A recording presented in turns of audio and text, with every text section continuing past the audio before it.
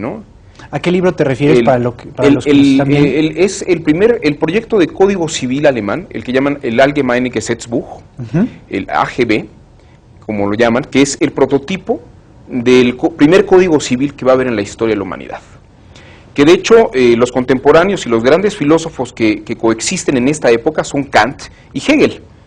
Pero curiosamente ninguno de los dos es realmente importante para el desarrollo del proyecto del libro como tal, ni del desarrollo jurídico en su trasfondo. Los verdaderos filósofos del derecho no son ni Kant ni Hegel en este momento histórico, ¿no?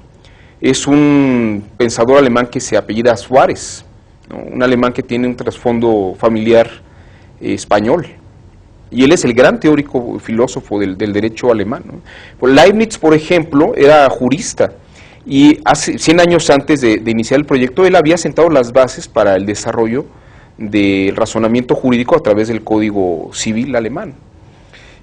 Déjame comentarte que es un periodo interesante porque precisamente tratan de averiguar cómo debe pensar un abogado y cómo debe resolver los problemas un jurista. Y es un misterio que se va dando a lo largo de la historia, hasta que en 1666 aproximadamente, en el siglo XVII, Leibniz, Gottlieb Wilhelm Leibniz, desarrolla un sistema basado en el álgebra para evaluar y calcular todas las posibles relaciones jurídicas posibles, ¿no? Tiene un texto que se llama el Ars Combinatoria y otro que se llama De Conditionibus, acerca de la condicional, que es su tesis doctoral en Derecho, en Jurisprudencia, y cuando se da cuenta que puede tener todas las posibilidades sobre asuntos de mandato, lo que es comodato, o cualquier tipo de contrato, le manda una carta al emperador Leopoldo y le dice, desarrolló un método para crear un primer código civil y que todo el mundo pueda razonar a partir de él. Entonces, si podemos hablar de un filósofo del derecho que expone la racionalidad jurídica, por primera vez es Leibniz. Y 100 años después, los seguidores de Leibniz desarrollan este proyecto de código civil alemán. Napoleón será el primero a sacar un código civil, pero obviamente están los antecedentes en estos autores. Entonces, como verás, Hegel y Kant son realmente poco relevantes en la historia de la conformación del Código Civil. Sí, totalmente, y se considera más bien que son personajes muy importantes, ¿no?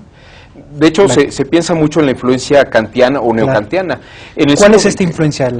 Bueno, en el siglo XX surgen los intérpretes de Kant, ¿no? Bueno, desde finales del XIX están los intérpretes de Kant, lo que llaman las escuelas neokantianas. Ajá. Y entre ellos, por ejemplo, está la escuela de Marburgo, donde destaca Edward Cohen, que es una de las personas que influye mucho en Hans Kelsen. Entonces ahí vemos perfectamente la conexión entre el pensamiento, ¿no? Claro, pero no es Kant puro, es un Kant interpretado por Edward Cohen, ¿no? Y estos miembros de la escuela de Marburgo. Que a su vez es profesor en un futuro de Kelsen. De hecho, que lo conoce a Kelsen en un verano, en 1913, y pues sí tiene cierta influencia este autor en Kelsen. Aunque en este periodo histórico, realmente, si buscamos al trasfondo racional o el que le da la pista de cómo debe razonar un abogado o un experto en derecho a Hans Kelsen, no es ninguno de los neokantianos de la escuela de Marburgo, es Sigmund Freud. ¿En serio? Hans Kelsen tiene una relación con otro abogado, con otro doctor en derecho, que se llama Hans Sachs, que en 1911 lo presenta con el mismo Sigmund Freud, y de hecho Hans Kelsen, por lo menos durante 11 años, forma parte del círculo psicoanalítico de Viena que asiste a las sesiones de los miércoles con Freud.